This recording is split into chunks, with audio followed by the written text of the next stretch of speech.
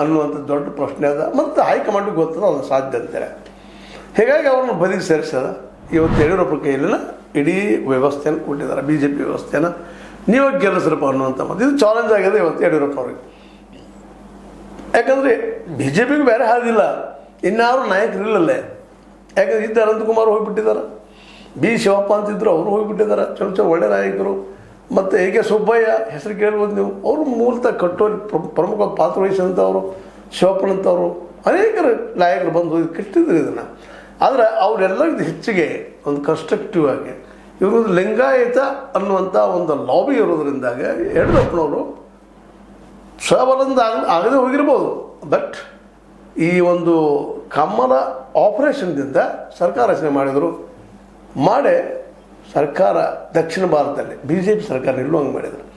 ಹೀಗಾಗಿ ಅದರ ಜೊತೆಗೆ 2023 ಆ್ಯಕ್ಚುಲಿ ಬಿ ಜೆ ಪಿ ಸೋಲೋದಕ್ಕೆ ಕಾರಣ ಯಡಿಯೂರಪ್ಪನವ್ರನ್ನ ದೂರ ಸರಿಸಿದ್ದೇನೆ ಅನ್ನೋದು ಇವತ್ತು ಫಿಕ್ಸ್ ಆಗಿಬಿಟ್ಟದ.